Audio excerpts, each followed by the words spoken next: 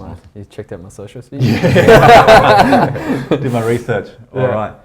Guys, welcome back to Breakthrough Conversations. My name is Brett English. My name is Ryan Ortega. We've got Sonny Lewis in the house with us tonight, and we're going to discuss all things Reiki, music, spirituality, and a little bit more. Yeah.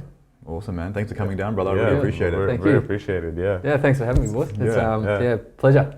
Can I just jump in and talk to you about Reiki first and foremost? I had a friend who went and saw you, and they said they had an amazing shift, an incredible experience that wasn't like traditional Reiki.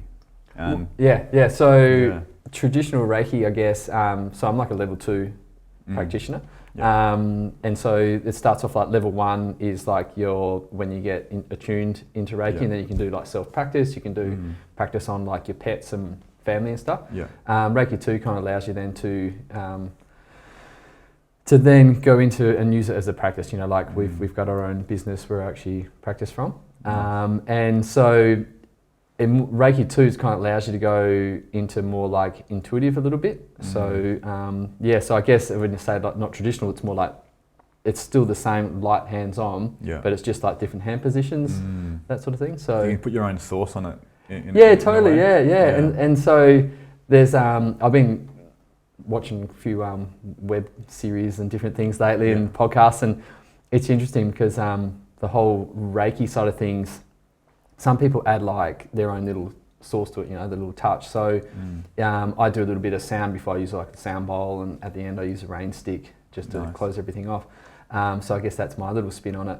But apart from that, that's kind of it. I do use a crystal, but just to put on the belly button, just so that gives me an indication of where, just to put my hand, you know. Because sometimes, most of the times, there'll be like a blanket over it, and so I'm just like conscious of. You don't know where you're putting your hand.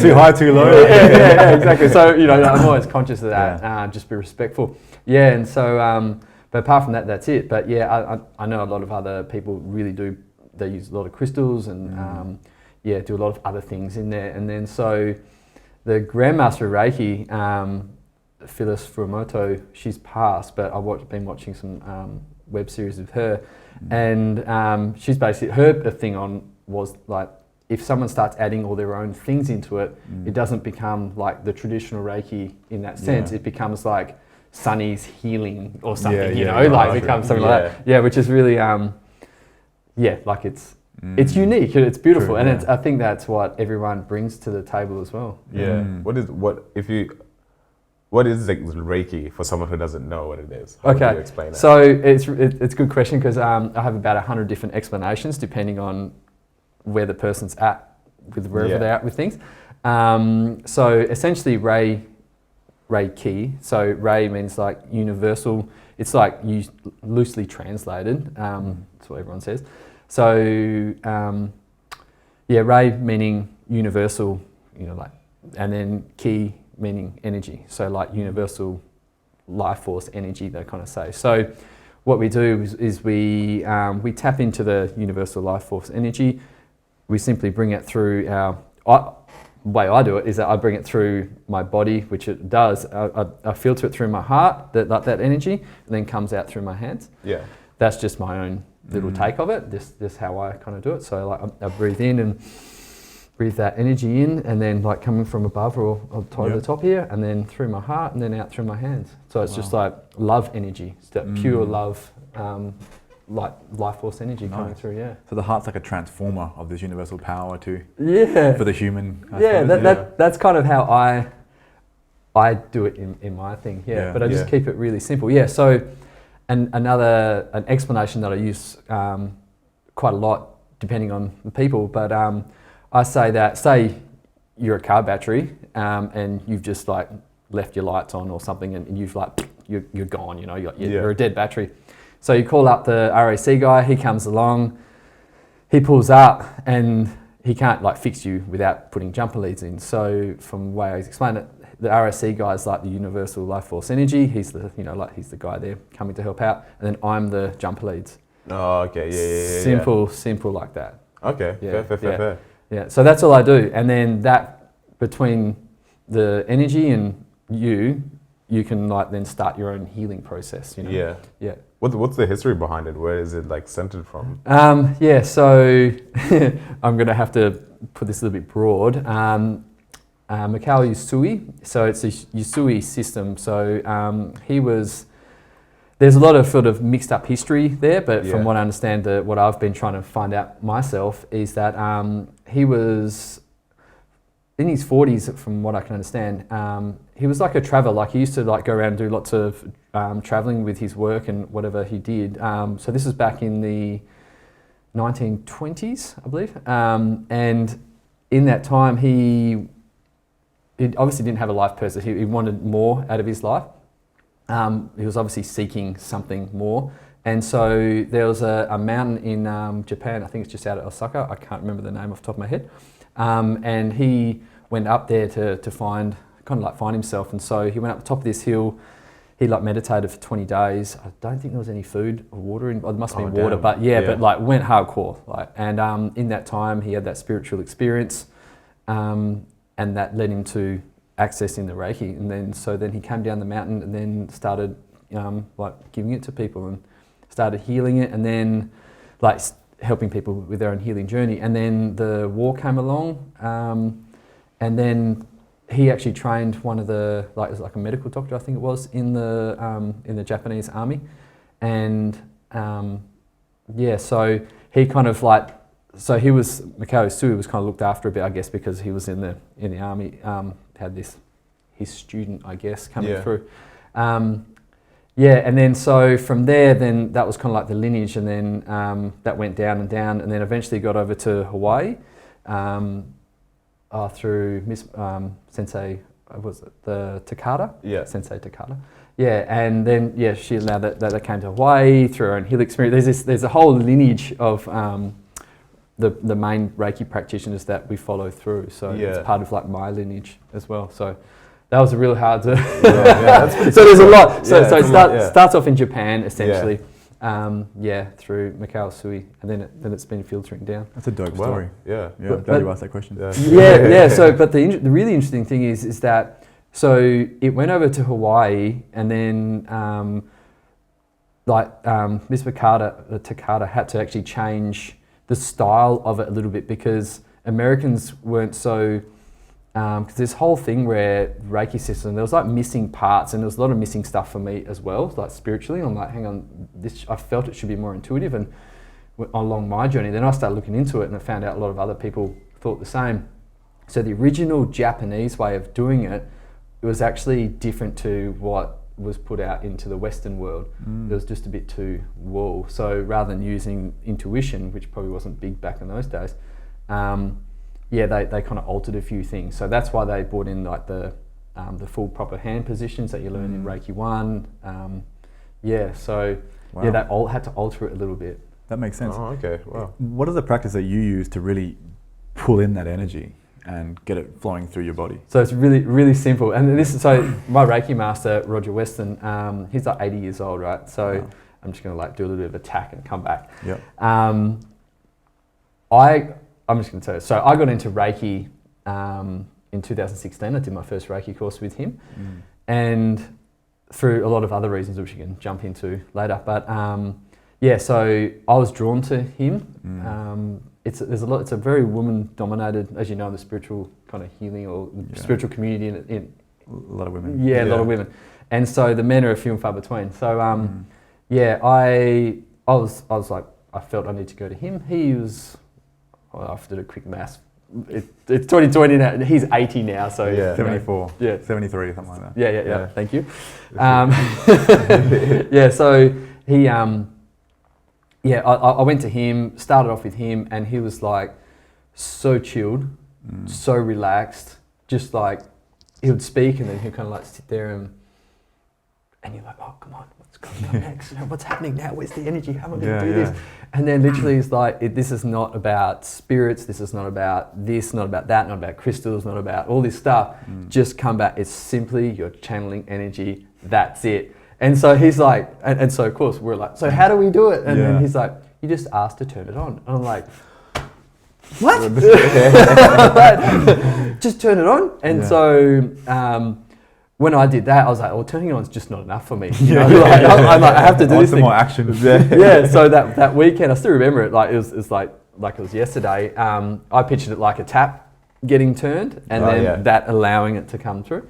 And now, like what I say now is that with love, light, and great respect, Reiki on, and then that's wow. Yeah. Wow, I love that. Yeah. That's so beautiful. yeah, thanks. Yeah, so my Reiki master, when he does the initiation, he says like with love and great respect, but and so that's how he does it. But for me, I'm like, oh, I need that light, you know. So like with love, because Reiki is all about love and giving that loving energy, and respect, to be respectful of, especially with the master and the student in that initiation process, but also if we're with a client, to be very like respectful of their energy, you know. So yeah, I feel it's I'm honoured, like, and grateful. So every time someone comes in, I'm like, this for me is more than if a doctor does open heart surgery, you know, they just get in there, cut up the meat, stitch it back together, put in some pig or whatever they put in, and then like done.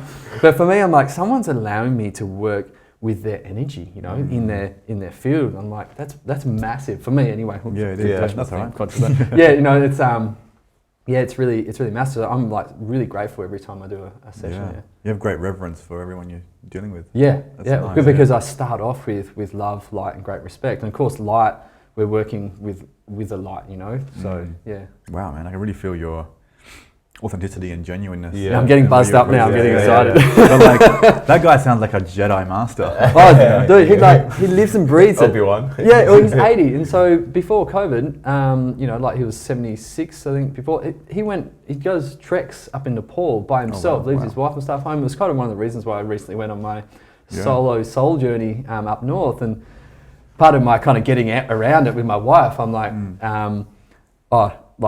it's what my Reiki master does every year, you know, like he does it and look at him. Yeah, so if I do it, I'll be something near that. Close to it. Yeah. So so he's like super fit. He lives and breathes it. And then I always sat back and like, wow, he's 80 years old. Like he's 80 this year.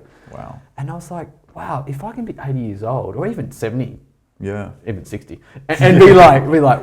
Have all that energy, be like really centered, know who you are, and I was like, wow, that's awesome. I know like 50-year-olds who are like, oh, I'm all sore and stuff, and he's like in his near 80s and trekking Nepal and stuff. That's amazing. I'm like, then Reiki's for me, you know. Like, I actually want to learn Reiki from you when you're teaching. So yeah, well, I'm a Reiki master candidate now. Yeah, so soon. Yes. Hopefully I can be your first student. Well, you can only be the first. Hey. You know, there's only ever one first student. It's quite funny how profound like spirituality can be. Like Reiki, it's just so simple of Reiki on. Yeah. Like I would have thought there was like a whole like meditation practice. Or something, you know. Well, yeah, the banging of the drums. But that's the way I was taught to do it. It's just like really simple. I know a lot of other people who do a lot of breath work and different type of breathing techniques and things, which, funnily enough, I do in my own kind of way. So because I play the didge, so I use that at the start and then in between. So you know, it's breath work in its own right. And so I do that. I walk around the space, you know, like just move that energy all around and before I get started. Beautiful. And create that kind of like safe space. And you do a lot of work with sound as well. Yeah. How did you get into making these rain sticks and making didgeridoos? So I've always wanted to play the didge, even when I was a young kid. And the rain stick, my mum and dad bought one of those rain sticks way back in the days. I think they told me it was about $350. But there's I don't know the guy's name. $350 back then would have been a lot of money. Yeah, well, this is going back when I was growing up, so 30 years ago or something. It was a long time ago. But there's a chap over east, and what he does is gets a piece of like native timber. Or like I'm not going to specs of this, but from what I understand, he gets it, soaks it in this fluid, you know, like I'm trying to think chemistry here, in a solution. So he soaks it in a solution, and then for like 6 months, and then puts these metal caps on the end of the rain stick, goes and buries, like he must do a few at the time, goes and buries them up on a hill somewhere, well, I can't remember if it's South Australia or in Victoria, and then waits for lightning to come, and it gets struck by lightning, and all the resin inside just like crystallizes and gets smashed, but it doesn't burn because because it's been soaked in the solution. And then it like fragments and stuff, and then so then he takes all that off and then puts these beautiful other caps and does some nice artistry work on it. And then you got this rain sticks that's just like... But it has to get struck by lightning. Yeah. What are the odds? What are the odds that well, now apparently they're $1,500 to get one of these rain sticks. And I'm like, but it's like, that's so cheap. If you're like, it's struck by lightning. Yeah, literally, It sounds like a shamanic ritual. Yeah. I'd love to be part of that, you know, like never know. So I grew up with that, and it was so cool because we'd be like sitting here like we are now, and then all of a sudden, just like out of random nowhere, it would start going, and you'd be like, whoa. And we were really just sitting there by itself. Yeah, and just growing up, we'd always be like, oh, hello. We'd always acknowledge it. And my mum and dad aren't kind of spiritual in the sense of, you know, like spirits and ghosts and stuff. Yeah. But I always was. And so, it was really interesting. So that always happened. So it's a bit of a long story. But so when COVID happened, I was doing a bit of breath work. I did a couple of breathwork sessions before, and COVID hit, and I was like, all right, and I really wanted to come, something told me, come into that heart space, really start meditating on that heart space. Yeah. And then, so I'm like, all right, I'll do some of this breathwork that I learned, and I was like, did it once, and it was really powerful, went to go do it again, I'm like, oh, it's boring. I just can't do something like that, unless I got other people with me, I'm like, all right, let's do breathwork. I'm like, yay. True. And so I was speaking to a mate, he's a didge player, he's down south, and he's like, Sonny, why don't you get yourself a didge? And I'm like, yes, great idea. So like I got up one morning and I spoke to the guy the day before, and I got up and I was like a bit like a little kid, and my wife's like, what are you doing? And I'm like, I'm going to go buy a didgeridoo. And she's like, what? And I'm like, yes. And so like, I was off. And so I came back, and the cool story with the first didge I bought, so I was with Sanchi, and I was at Didgeridoo Breath, and so I was going through these didges, and I said, look, I've been told to get like a D, because it's a good healing, good frequency, like key to be in. And I picked up all these didges, and then it was this big lightning, like big storm was about to come over Perth, and I was like, oh, you know, like I had to go to the post office. I'm like, to go to the post office, so I had to go straight there. And I'm like, oh, if I get caught in this storm, I want to be in a didgeridoo shop, like. Yeah. So I'm like, straight there. Anyway, as I got there, this rain started coming, gone through all these didges. He's in his shed at home, and he lifted up his garage door, and I'm holding these didges. And I lifted up this one didge, and I was kind of like this, and this lightning bolt went. Oh, dude, that's crazy. Like straight across, and I was like, yeah. Oh! And he was like, whoa! You know, like we were both this like, is the one. Whoa! And then I'm like, I like put it down, and we tried some others, and I'm like, what are we kidding? You know, who are we kidding? Like, let's go back to that. So I called it lightning. You know, and funny enough, the next time I went back there, because I needed to get a cover for it, because I was heading up to Exmouth.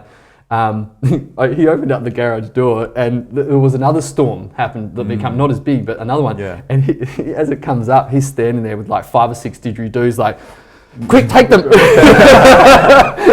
Waiting for the lightning to go by again. Yeah, so funny. Yeah, so I got into that, and then I got asked to do like some sound healing, and so from there, being a cabinet maker by trade, I'm like, oh, this thing, so I did one of my whole shoulder and everything, because it's quite heavy. It was not the native timber, you know, so quite heavy. So I was, I think it's Wandoo. And then so my whole shoulder's crook. I'm like, I've got to get a lighter one. And so you can get these extendable ones, they're plastic and all this stuff. I'm like, oh. And then I'm like, why don't I just make one?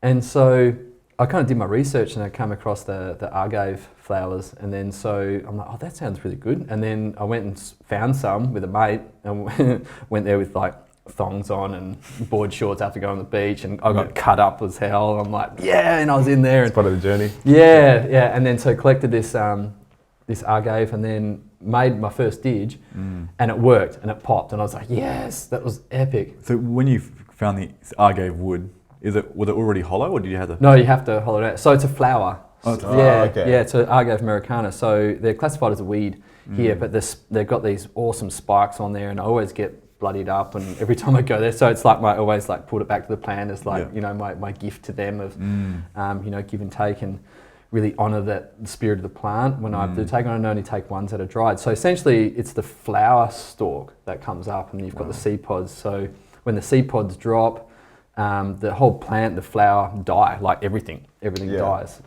So then I come along and respectfully take them. That's amazing. Yeah. I really Google that, put the photo up, because that sounds awesome. Yeah, you can't miss them. They're like 5-6 meters tall. You'll see them around. That's crazy. Now don't tell everyone, because otherwise, because there's heaps of spots around Perth that they're here.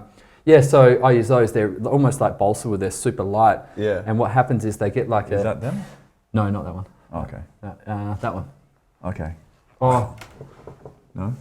No, that's slightly different again. Yeah, but it's like that. So it's good? Oh, wow. It's similar to that, yeah. Oops, sorry. That's all my bad. Keep going. Yeah, like that. Like that? Yeah. Yeah. Yep, beautiful. All right, Yeah. I'll keep that one. Agave Americana. Wow, that's cool. That's cool. That. How do you hollow it? Yeah, so Damn. yeah. So basically, what happens is they have this natural crack when they dry out. They have a split, and then so I just like cut it down that split, and then like hollow it out. There's different ways you can hollow it out, and then glue it back together. And yeah, but to make a didge, it's a lot more involved than just putting a hole in it. Yeah. Because otherwise, you need to get that back pressure. And so what happened was I made this didge, and it was epic. It was like so amazing, but it was hard for me to get going. Like, I just didn't have enough back pressure.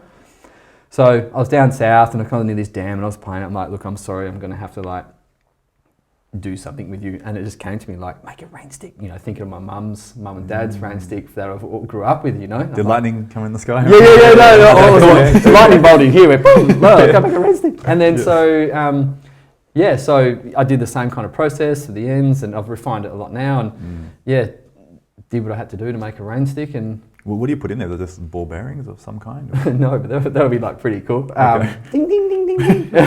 Oh, that's so relaxing. Ding ding ding ding. No, so I played around with a few things, and I've actually got another idea now based off the traditional way of what that guy made. So I use mung beans and crystal agate. Sometimes you use agate. So like little small bits of like stone and crystal. Nice. Yeah. And so that comes down and goes ding ding ding ding ding. Yeah. That's cool. Oh, wow, that's pretty cool. Yeah. So it's really nice, and because when I'm making them, I'm really conscious. Same with the didges, and I make chimes as well out of all the same. So I make 3 instruments out of the same material. I'm really conscious of where my thoughts are. If my thoughts are not in a good place, I don't go near it. And so I think on your last podcast, lady was saying about like jewellery and timber products hold that memory and that energy and emotion. And so I was like, yes, exactly. Like, which I know that somehow. Yeah. And so I'm really conscious of what energy I'm putting into it, you know. So when I'm pouring in the crystal agate and the mung beans, I actually say like little ritual part of that, you know, like it's something like... It's like halal meat, you know, you do like a... Yeah. So as I'm pouring it in, I'm like, made these sounds and made these crystals and mung beans bring like beautiful loving energy to whoever hears it and made them feel calm and at peace.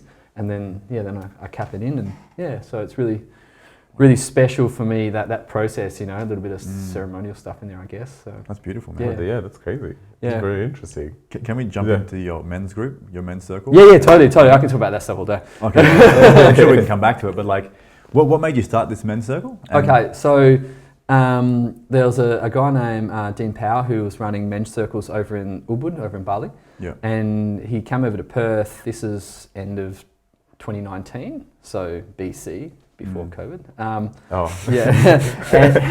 And he... that's like before Christ, what? Yeah. Well, you know, before COVID, I like that. Yeah, well, we're just starting it again, aren't we? Yeah. And so he started a little men's circle at the Happiness Co in East Vic Park, and I went there, the week before actually, I went to my first ever men's circle down in Dunsborough with another chap. The guy got me onto the got me onto the didges, and I went to this men's circle. I was kind of like looking for something. I was putting it out there to the universe that I want to be around men, and I didn't really have that connection. Like I needed some connection. Yeah. And so it was at a yoga studio down south, and I was like, great, I'll go to this there, because it was like the partner of one of my wife's friends, and it's like, yeah, I'll go support him. Yeah, or, you know, like to yoga studio, thinking it was going to be like men's yoga. And so I'm like, yeah, okay, men's yoga, that's cool. So I went there to 6 guys, and then we sat down and we just started this whole thing, like this men's circle thing. I'm like, what? I'm like, aren't we doing yoga? And I was like, no, this is a men's circle. I'm like, what does that even mean? What are we doing? You know, like, do we get naked? What happens? hold hands. Yeah. Well, hold hands. Are we naked? What's going on here? And then yeah, I sat down and there was 6 of us and I was just like, holy shit, this is powerful. Like the guys just jumped straight in and no one, like I didn't know anyone else. Yeah. Didn't even know the guy facilitating at the time. And there was one guy there, his name's Michelle, he's like, oh look, the guy who's kind of set these up, he's in Perth and he's running one. I'm like, whereabouts? In Eastwick Park. I'm like, great, that's literally like my hood. And then so I went there and then he ran four circles and I was just like, wow, like so, it was so touching for me. I'm like, this is it, this is it, this is what I should be doing. Yeah. And so I asked him before he had to go back to Bali, and I asked him, so what happens now? And he said, well, whether someone picks it up and runs with it, or it stops, that's it, done. And I'm like, well, this can't stop. I put my hand up and so I did. We went and sat at like Miss Maud's or somewhere and Dome and told me kind of what I need to do. Nice. And I was like, great, okay, cool, just holding space and And so what do you need to do to facilitate it, and what goes on in these circles? Yeah. Make sure you have a nice physique and nice underwear when you get naked. No, what do I do? So it's really interesting. I guess everything in my whole life that led up to this point has trained me somehow to do what I do. I was a little bit, I was like, who am I to run these circles? You know, I've had like, I guess at that stage I thought I had no major trauma. I had no drug addictions. I hadn't been divorced. I hadn't had all this stuff which other guys had. And I was thinking, well, who am I to run this? And then, and so I was a bit kind of sure. I was still running at the time, and then COVID hit because it was the start of 2020 when I did the first circle, and there was like another 2 guys, so it was like a triangle circle. Yeah, it was like a triangle. And then I kept them going, and then COVID hit, and then we went online, and so. The guys from Woodwood, they put out to all the people saying, hey, we're doing this Zoom online. And we're getting like 60, 70 men from all around the world jump online. What? And because it was Zoom, we're doing like breakout rooms. And because they knew I was doing the stuff in Perth, they're like, hey, do you want to jump in on the leadership crew? And so I did. And so those were all guys from like Bali and stuff, they're like guru guys and guys doing breath work and guys doing all this stuff. And I was like going, wow, look at these guys. These guys are epic, And I was still thinking, oh, who am I? Especially all these people around the world. They've done this yoga stuff and all this, and I've never really done any of that stuff. Yeah, I've got my own kind of things that I've done. So I knew I kind of could hold it a little bit, but I just wasn't quite sure. And then we were talking about something, and then I missed the week and came back. And they're like, oh, Sonny, it's so good to have you back. Your energy is just like amazing. You got so much light, and you just like, it's just beautiful to have you on, and you give something else. Yeah. And this is from the guru guys, and I'm like, I'm calling guru guys, but they're just beautiful men, And I was like, oh wow, really, and then when I started facilitating, like running the circles online there as well, and then just the feedback I had was just like amazing, and I get on there, hey Sonny, how you doing? Beautiful, And so then I just got that gentle encouragement, and I was like, yeah, okay, I understand now. Like, I'm not here to. It doesn't matter really who or what the person comes into the circle, if they have baggage or trauma, or they have whatever. Everyone's welcome. Everyone has something to offer. I think that's just a life principle anyway. Yeah. So then that carried on, and then through COVID we kept it going. Through lockdowns and everything, we kept it going, and the real lockdowns we had to go, we just went online and we said to the guys, hey, jump on the Friday, because we've kept that Friday one going for 2.5 years now. Wow. Oh, wow. So that still runs. So I'll do the Monday night circle and then jump on and do the Friday night if I can get time to do that. And so it's got to keep going. So And is it just a sharing circle? People just bring what they're going through, or is it sort of just like, what do you need help with, or? So we don't put a theme. So I can give you a quick little rundown, it's fine. So basically we start off with like a little light meditation, goes for like 5-10 minutes. And then that scared the shit out of me the first time I had to meditate. I'd never meditated in my whole entire life. And then they're like, oh, you have to do, a part of facilitator, you have to do a meditation. I'm like, what? How do I do that? And then so this guy had this thing and he wrote it out, and I read it the first 2 times. I'm like, okay, cool, throw it away. I'm like, I've got this. Just go with whatever feels right. And so that was fun. And so we start off with a meditation, and then we do like a check-in. And so basically like, part of that check-in is that you give yourself a number from like 10 to 1 and like how you're feeling right now. So So between 10 and 1, if you have something you really want to share, and it doesn't have to be like traumatic, it can be like a real positive thing as well. We have like great laughs, like laughing is so healing, as you know. And like you get a whole group of guys just losing their shit laughing at it, and it's just like, oh, good, so good. Yeah. So we have that at the start. We check in, so 10 to 1. So if you've got something big to share, you can share that ones and stuff that you're happy to hold space. And then we just go through, whoever's a high number, they get 4 minutes to speak. And my wife's like, 4 minutes? That's not very long. I'm like, Anya, when in our marriage have you ever given me 4 minutes of uninterrupted time to speak? And she's like, okay. It's a lot. Yeah. So 1 second, you hold that thought for me just for 1 second. We're going to quickly change that battery before we lose power. Haven't got a tech guy yet, so better multitask. I saw you doing a bit like funny over it.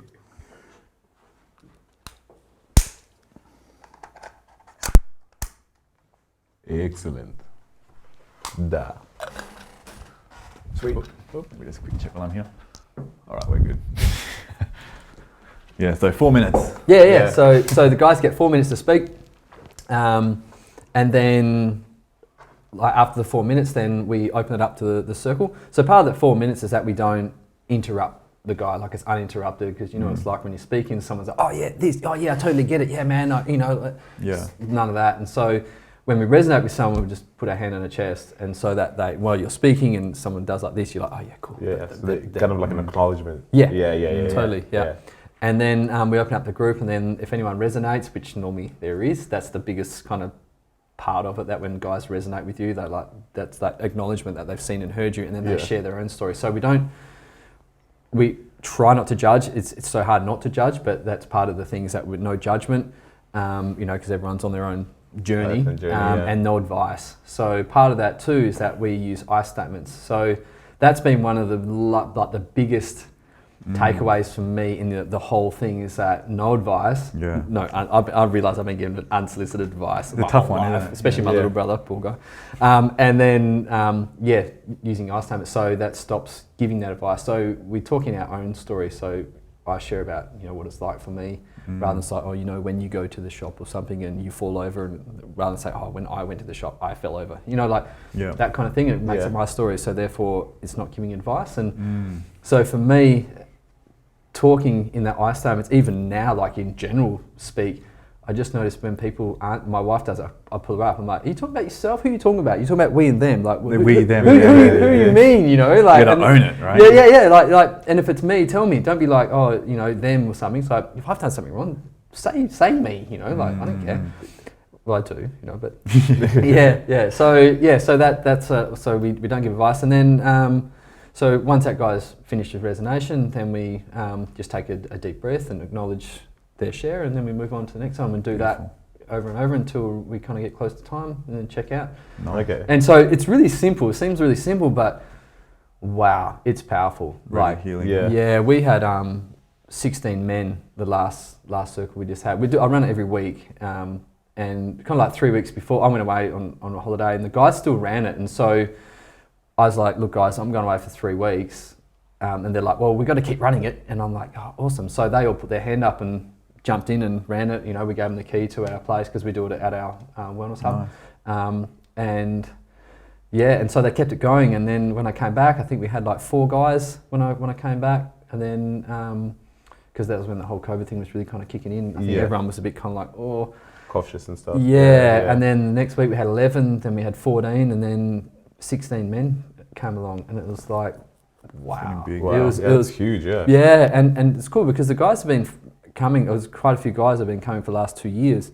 I've been running it for 2.5 years, and so, we know each other's story now, and we've been growing with each other. Like, it's amazing, like, just the growth that we see in all of us, like, I've grown massive amounts because of sitting in space with men, and just through my own journey with my stuff, with my own family, it's healed a lot, especially with my parents. We had a big falling out like 5 years ago, and part of my trip going up north was to see my mum. I hadn't seen her in like 3.5 years, and hadn't even spoken to her for that long. So part of that was I knew I had to connect with my dad first, before I could connect with my mum. And I actually rang up Dad and I actually did Reiki at the Cancer Council in Shenton Park. I was doing Reiki there with the cancer patients. Oh, nice. And then I just had these beautiful sessions with these patients who, when they're going through chemo and stuff, and they basically come from getting chemo and radiation therapy straight on the table and I give them Reiki. Wow. And so I was in this beautiful, my heart was open, I was in such a beautiful space. And I'm like, something's like, ring your dad. And so I'm like, okay, ring my dad, this was last year. And then just had this beautiful conversation with him, and I'm like, like next time we're in Perth, Dad, it'd be nice to meet up. And he goes, actually, I'm there on Tuesday. I'm like, hey, come check out come to the hub. And we did, and that conversation was like, that's when I realised that the story that I tell myself, it's not true most of the time. I could probably say 95% of the time. I feel that. The little story, little guy up there, I'm like, you're not actually true. Like, I'm making this stuff up. Yeah. And so I just sat down with my dad, and then I just almost like, sitting in circle with men all the time, you hold space for each other, and like by holding space, it's like be able to actually sit there, listen to them, acknowledge them, and be present with them. And for me also, it's like, not giving advice, but if anything comes up, just like, it's not me to try and fix, It's just that typical male energy is that we just want to fix everything. So I just sat with my dad, and it was really powerful. Wow. So I'm just got like feeling that energy. I'm going back to the energy, and so I basically I brought up a few things that happened in the men's circle, because there's another guy in the circle that reminded me of like my dad, because I don't have kids. So it reminded me of my dad and like me as his kids, and so everything he's talking about, because I'm like, I don't have kids. What can I relate to someone sharing? But actually, no, I can be the kid in the story, and so I can relate how my dad was.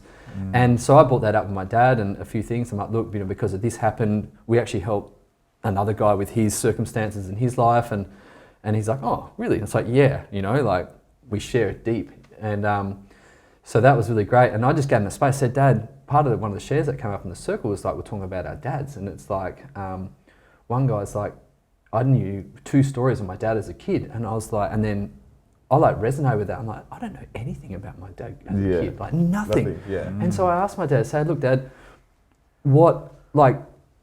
tell me about your past. Tell me about how you grew up and all that kind of stuff. And like, I kid you not, his stories, I'm like, whoa, there's like 5 major traumatic events, and he's just like, and like, like massive. And I was like, what? And one of them was when he was in, so he was a baby boomer. He was at school as an 11-year-old, I think he was. And he was like, one of his schoolmates used to play football with. He knew his name and everything, first and last name. They had this big sand pile, and they were out playing around, lunchtime, and this kid dug a hole in the sand pile. Sand pile caved in and suffocated this kid. And they're at school. They're at like primary school. And my dad... Kid died. Kid died. And so then my dad's like, they just kind of like grabbed us and went, don't worry about that, just off to class you go and forget about it. And that was it. Wow. And my dad's like, we had no bloody cancers or psychs there, did we? They just chucked us back into class, and then off we went. And I was like, that's crazy. It's like, Jimmy's dead, get over it. Plenty more kids in the playground, like get on to work. And I was like, wow. I'm like, I had no idea. My whole life, I had no idea. Wow. And then he just told me like a succession of things that happened in his life. And when I was a kid, we actually because he has his own business with his brother, and it was his dad's business went on, so we had like a family business. And like part of that was that they did a deal, whatever, with the bank. Anyway, bank wasn't happy with what they did at the work, and they took my dad's house. And so we moved, and as a kid, I had no idea, like... Why you're moving? It was just like, we're moving again. The bank that's foreclosed took... took the whole house. Wow. Dumb. And then so we went and rented a house, and I had to sleep in, same bedroom as one of my brothers. I got an older and younger brother. And so did that, and we'd rented this place for a couple of years, and I didn't know anything about that, like I was 10 years old at that time. And then, and so I had no idea. And I was like, Dad, why wouldn't you tell us this stuff? Why not be open to us and say, hey kids, some stuff's going on, like, this is what's happening. But I guess he was too proud. And one of the things he said after that moment, he said, never, ever, ever again, I'm going to put our family in that position. And I'm like, wow. I'm like, this is like, and then sitting in circle with men, I'm like, this is what goes through a lot of men's things. Like society puts so much emphasis on the man to provide that they'll do anything not to jeopardize that, but they put their own health. Everything on the line. Yeah, which is more. And so I see a lot of guys do it, especially with kids, and it's like, oh no, I have to do everything for the kid. But I'm like, yeah, but this is the way I see it because I don't have kids, right? And so it's like if you actually spent time for yourself, like, so this weekend we're going away on a camping trip with all the men from the men's circle. So yeah, last year we did it, and the first time, this is the second time. And it's like, how would your kids be growing up going like, no, my dad's called it, he needs that time with himself, just with the men or whatever it may be. And then they see their dad growing up, you know, because they obviously know, you know, a lot of dads are stressed from all the stuff that they do.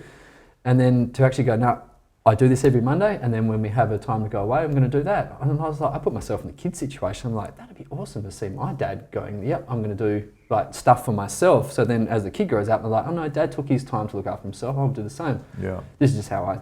Oh, well, that's how kids work. They model you, right? They don't do what they say, they do what you do. They're a reflection of you. Yeah.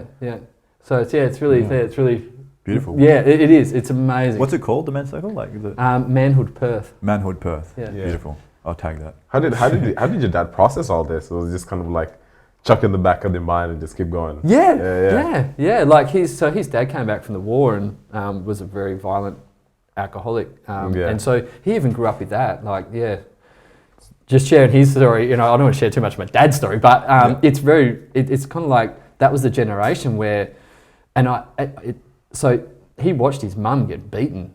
Like often, like as a 7-year-old boy, he said he watched his dad just beat that, and he like hated his dad, you know.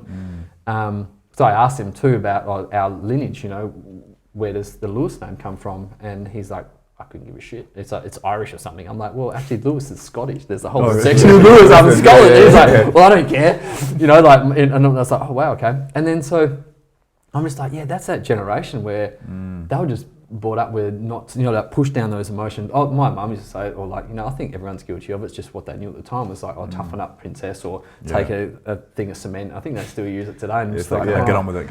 It's like, come on, really?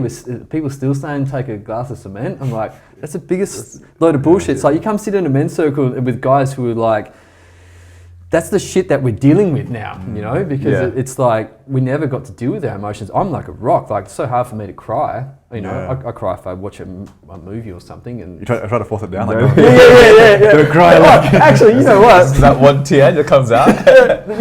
One of the times that I cried the most for a longest extended period of time, I was actually sitting right next to you at Encoder. Oh yeah? That was the first time we met. Oh yeah. I had no idea. It was sitting right next to me. And they started on like all this music, beautiful sound, and as soon as they pulled that first string, I don't know, it just took me somewhere, did something to me, and I just had these tears coming down, didn't wipe away. You know, we were VIP, we're sitting in the front row. And so I'm like, I just had my own We made it. Yeah. Beautiful, man. And I was just crying, and then, you know, I don't know what you were doing. Well, I actually wanted to cry. Like, there was a few like watering eyes, but I was kind of just like, you're watching the guy next to you. Look at this guy. He's just really. I don't want to look like that guy. I had no idea. I was so like in the zone. I didn't even know who was next to me or who was right with me. Yeah, same. Yeah. But yeah, every time I go see Encoder, there's always like tears welling up at me. Yeah. It's just what's Encoder? You've been to one of it's Tennille and January's concerts. And Julian still went on the ditch. And then the 15 string or. Oh no, I haven't been to that. That was like a. You were there in the early days, not the new orchestra.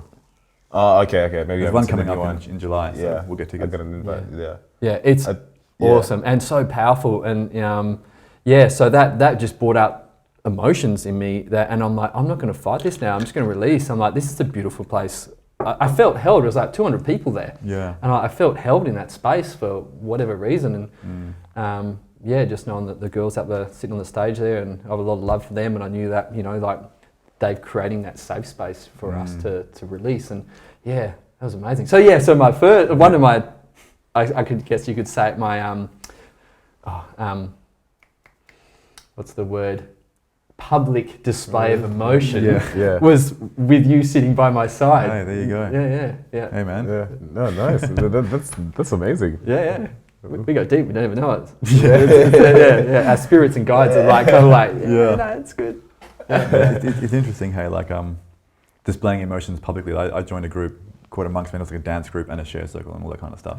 And then when we first went in, we were doing like things like eye gazing and talking and expressing, and a lot of the guys were expressing emotions and having tears, and then towards the end, so was I. But in the beginning, I was just like cement. Like nothing could shake me. Then towards the end, I'm like, wow, you can really feel safe in that space too, to release and express and that sort of stuff. Yeah, I'm the same. I feel like a rock, you know, like, and I see other guys crying, like big man, tattoos and stuff, and and they start crying. I'm like, damn it, I should be crying now. I'm like, I should be crying. I feel like I should be crying, and it just can't come out. And I'm wow, have I been conditioned this much, like my whole life, not to?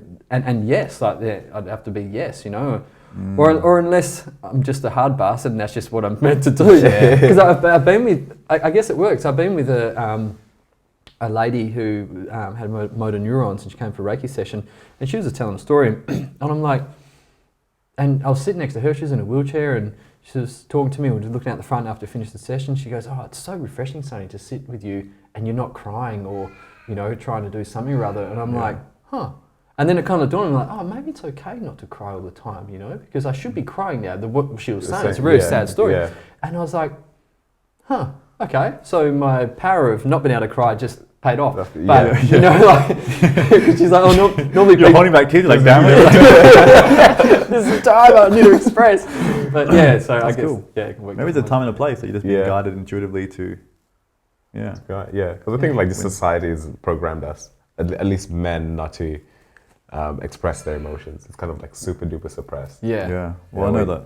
Sorry, go ahead. So you look weak if you're like crying or like expressing emotions and stuff like that. I think a big thing in like the current red pill society is like you don't show vulnerability towards your partner, and you don't cry and show emotion. But I also think that it's kind of like there's a difference between like being overly emotional as a man and understanding and experiencing your emotions.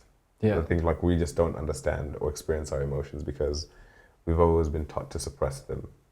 Which is interesting. It's kind of crazy. How do you find that balance between like expressing your emotions to your wife, and still holding your own masculine presence? Well, that was a big part of once we opened up our hub in, was it July 2020? So yeah, COVID hit, and we're like, we were the ones who like everything stopped for us, all our work and everything. I was actually studying at uni, doing full-time uni at that stage. Well, 3 units. What were you studying? Coastal and Marine Science at Curtin. Nice. Your great university. Which now they... Curtin Uni? Yeah, they're fucking won't even let me in now. Fuckers.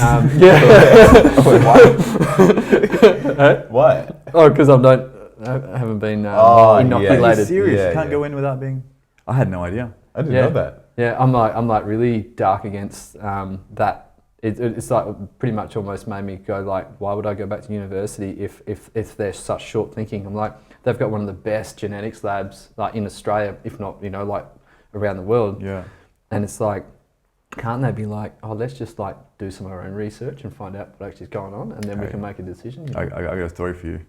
I know one of the genetic scientists who work at Curtin Uni who conducts experiments in the laboratories, and they had this one big experiment where they were going to test Swiss Blackmores and all the big labels of multivitamins and stuff like that. And they did this huge test looking for heavy metals, adulterants, and any kind of adulterations to the product. And what they found was the heavy metals and the arsenic levels were about 10 times the recommended dose, too much.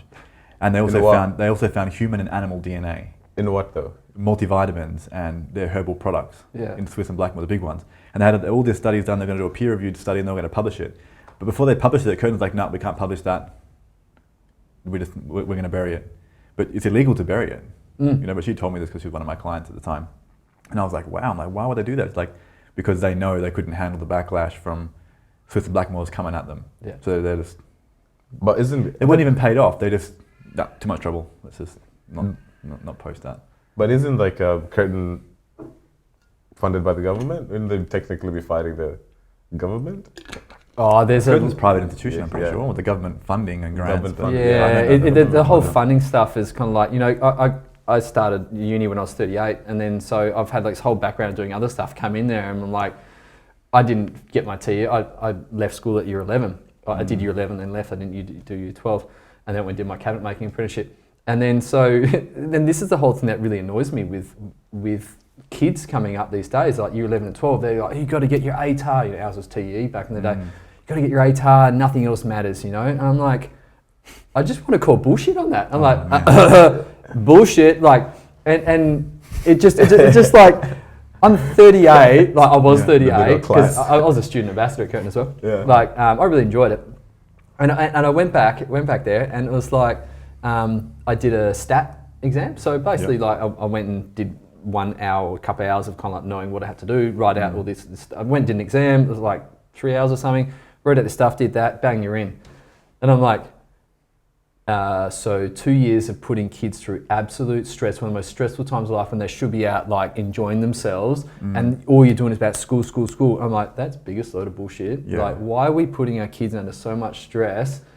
For what? If they just wait 2 years or 3 years and then they can go back to uni, and I'm literally like, want you in open arms, you know? I remember when I was 16, my parents were just sort of like, you're going to go to uni or you're going to get a trade. Like, that's what my dad said. Two options, and I'm just like, and I didn't even know what you can do in uni. I didn't even know what a civil engineer was compared to different types of engineering. I just had no idea.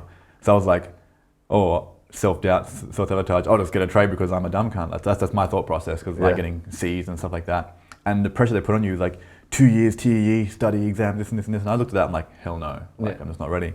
But then when I left high school, I did a Cert 3 and Cert 4 in fitness, and I got into university with a Cert 4 in fitness. Exactly. I did it online, and I was like, wow, like I had so much stress back then, and confusion and doubt, that I just went into a trade that I didn't want to do, only because I thought they were my only two options. Yeah. And I'm like, what a waste of.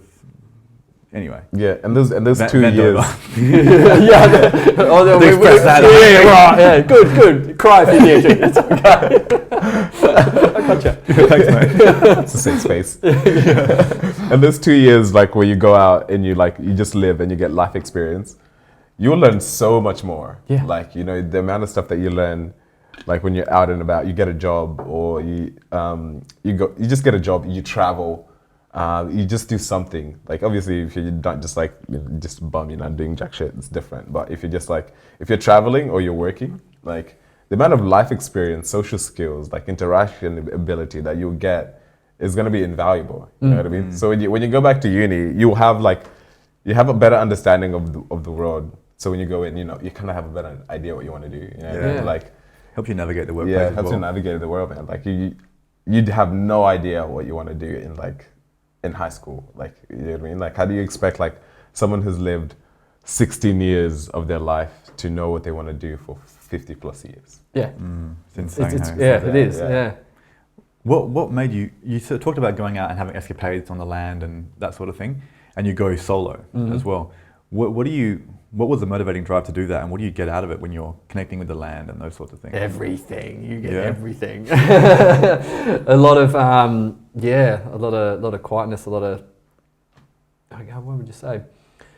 So to go back to what the question was. So what made me go do it? I was kind of like at that place where what I'm finding a lot actually at the moment with a lot of people is like I had no purpose. Like I had my business, that was all good. I've I deferred uni. Well, the 6 months beforehand, obviously this one was out of my hand. And then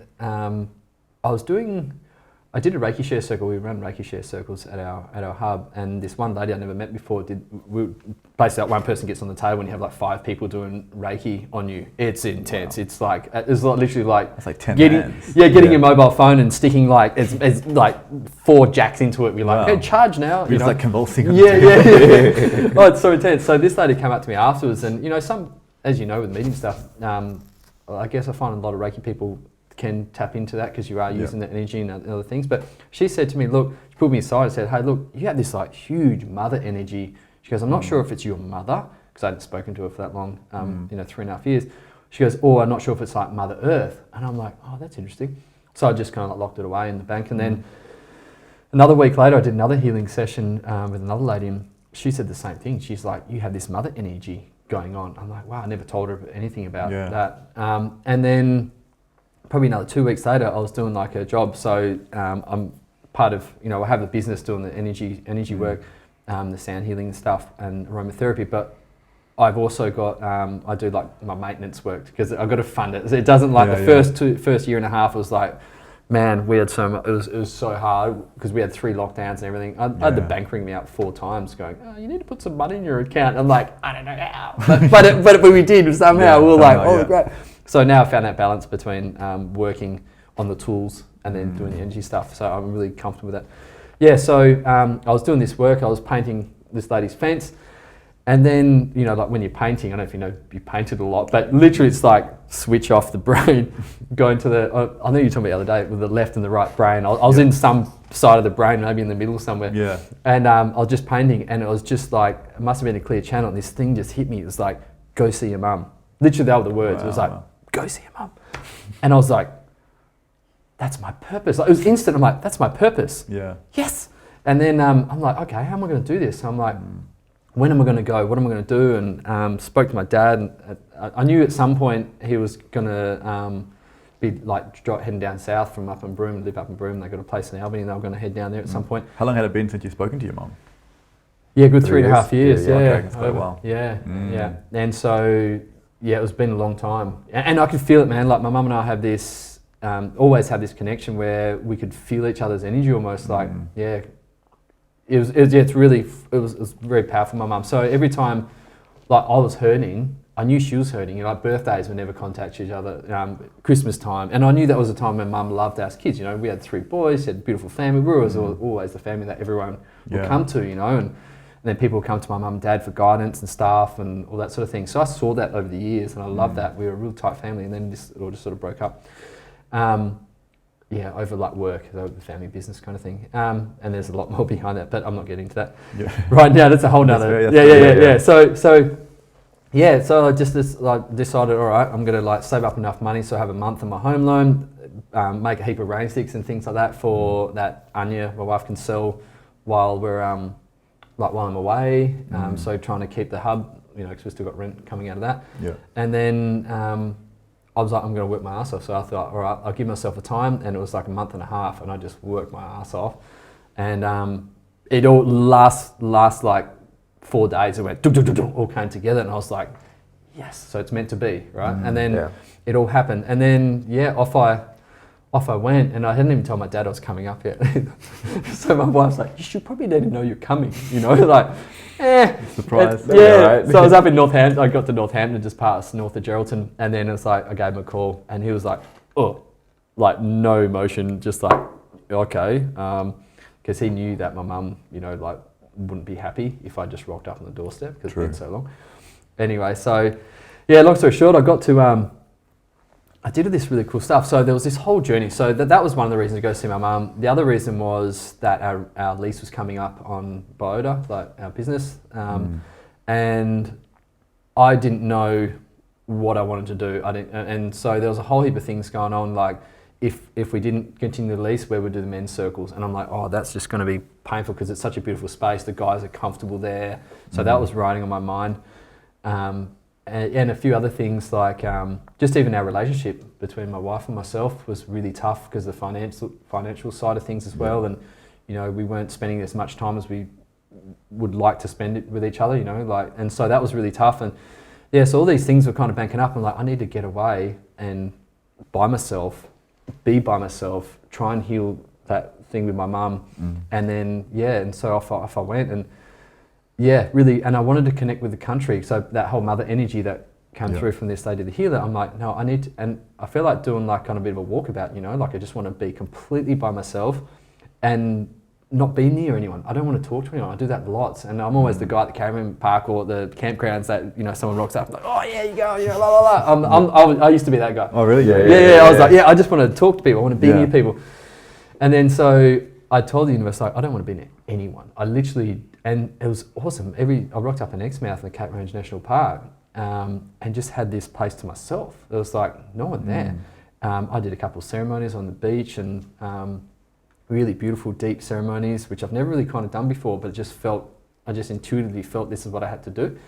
And let go of a lot of stuff. And then went to Millstream to Chester National Park, and there wasn't a soul there, literally by myself. And I was going to stay a couple of nights, but something inside me is like, no, you need to go. Like, you need to go get phone reception. You just need to leave this place. And so I listened to that. So I was really listening to my intuition. It was really just like, well, spirit was talking to me, what, you know, like, call it whatever. But it was so strong to me that I was just following whatever I needed to do. I had no other plans apart from leave Perth, get the broom, whatever happens in between happens, you know, and just go with what I needed to do. And yeah, so I was planning to kind of stop at, I kind of in my mind, I was like, I'll stop at all these places, you know, 80 Mile Beach and all these places up. And then spoke to my left Millstream, got to Karratha, and I spoke to my dad, and he's like, well, we're flying out on Sunday, and this is Friday at 2 o'clock in the afternoon. It's like, well, if you don't get here, we're going to be gone. And I was like, oh God, yeah, okay, so I just went, like, belted up north. But yeah, so long story short, I got there on the Saturday. My mum still didn't want to see me. They jumped in I spoke to my dad, they jumped in a plane and took off back down to Perth. I didn't even get to see my mum. Oh, wow. So I'm like, I just drove 2,500 kilometres to go see my mum, and she took off. I'm like, and so I was kind of like, and she knew you were coming. Yeah. And so, but it was okay, you know. I was like, old Sonny would have been like created a story, right, and would have been like the end of the world. But I was just like, because I just spent this time in that, like, on country and just really tuning in. I went for this walk down near Cabot Beach and took the wrong turn and ended up walking on this track somewhere along the beach. And then somebody's like, just stop, just take a breath. And I just like, this is after they left. And I'm like, and then something kind of like said to me, it's okay. Like, that needed to happen. They needed to leave. And then this calmness came over me, like, it's okay. And then it was like, you're in the mother country now. Like, this is the mother country. And just this power, just not power, but this energy, just beautiful, loving energy just came over me. And it just like, wow. Everything was okay. It was fine. And then I kid you not, that was on Sunday. So Sunday night or something, I get this message from my mum where she wrote this letter about all the stuff that was going on in her and sent it to me. And I was like, whoa, that's really like, you know, like that's full on. That was deep, harsh, you know, it was really harsh. Yeah. And so, but I was like, it's okay. That's her healing. Like I was actually really happy because that was her part of her healing. And, yeah, which she still was holding on to, like a message I sent her 5 years ago, you know, that's kind of like stemmed, that's where the rift came. And yeah, so a lot of that, so anyway, so she sent that, and the next morning she rang me out, she's like, oh, it was really fun, she's like, oh, we actually just bought, she called me up and we had this chat and it was really nice, she had tears and I probably thought about crying but couldn't come up. And then she's like, oh, I actually have to fly back to Broome. Because we bought a unit and the handover's on Wednesday and I totally forgot because I totally just shuffled it, like ruffled their feathers, you know, she wasn't thinking. And so she flew back up and then she's like, oh, while if you meet me on the Wednesday, I can like give you the keys rather than stay in the caravan park in the swag, like you can stay at that place. And I'm like, okay. I'm like, geez, my mum works fast. And then I did and I met her there and she made me food and then she's like, rang me up the next day and hey, let's go do this. Let's go for a drive. I want to show you some nice spots that I go to when I need time out. And we just rekindled it and it was just like, it was beautiful. It really was. Yeah. It was like, it was so healing. And like sort of like fast forward a lot from that trip. I was just telling my wife the other day that the ripple effect from that trip is still happening. Like I hadn't spoken to my younger brother in like, I haven't seen him, I haven't seen my nieces in so long. Like last time I saw one of my nieces, like a little baby, and now she's like this 5-year-old, like great little kid.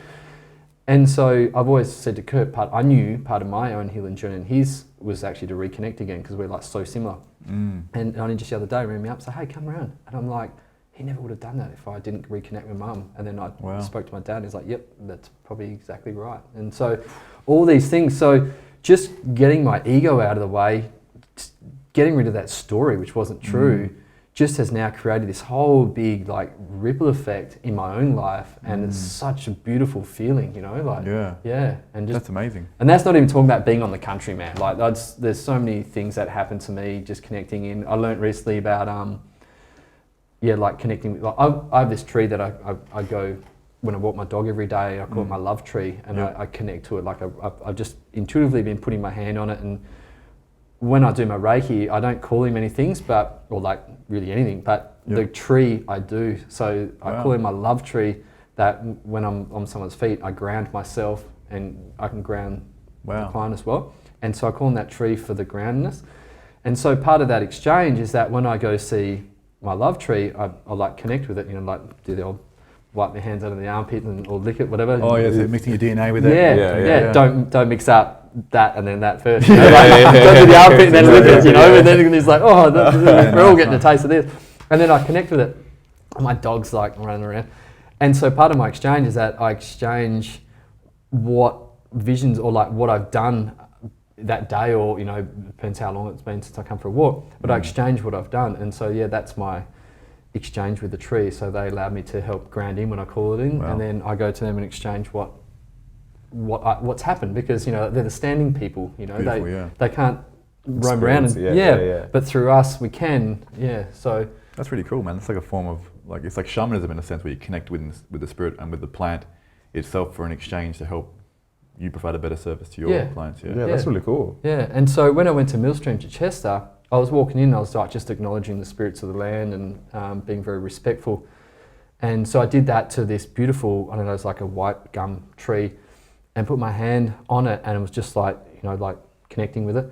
And I kid you not, man, it felt like a finger pressed into my palm. Wow. It was so real, it was so real. It was just like, dunk, and I was like, whoa, hello, you're like, whoa, you know. Like, that's insane. Kind of, and it was, wow, so it's, that was pretty intense. That's beautiful, man, I've noticed I really like hearing your stories, especially when it comes to spirituality and things of that nature. Do you have any, like, really profound stories that you've had with spirits or entities or things of that nature that has sort of happened to you on your journeys? Or? Well, many times. That's a whole podcast in itself. Many. I first started having that kind of response, like that thing. That's what got me into Reiki kind of way, because I wanted a gentle way in. When I was younger, I used to actually get kind of like, I had this room in a house, and it was basically like there was a spirit in there. And this is my whole thing about learning about now, and especially if you're... Like a good spirit, or...? Yeah, well, I don't know. And this is the whole thing with your last podcast I was listening to as well, and it was really interesting because it resonated a lot, was that I always consider them dark spirits. And there's darkness, like I always felt this huge darkness come over, and I associated that with like bad. It didn't feel right. And so I'm always conscious of that the darkness, right? And so, but now as I've gone through and I'm starting to do this work, like all light work, you know.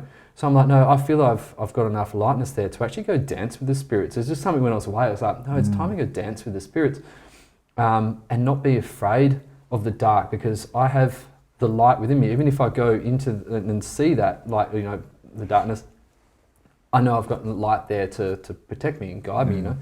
And I know I've got spirits to back me up. And the boys like exactly. And so that was kind of like my journey. And I had a lot of people ask me too before I was going away, and when I came back, they're like, oh, weren't you scared when you were camping by yourself? Because I would just, like, you know, pull on the side of the road and go drop my swag and just camp. And I said, well, I'm not actually afraid of the I said, honestly, I'm not afraid of the people. I'm afraid of the spirits, because I don't know, it's not my land. I don't know. So that's what I'm more kind of like feeling into, where I'll be like, shit. True.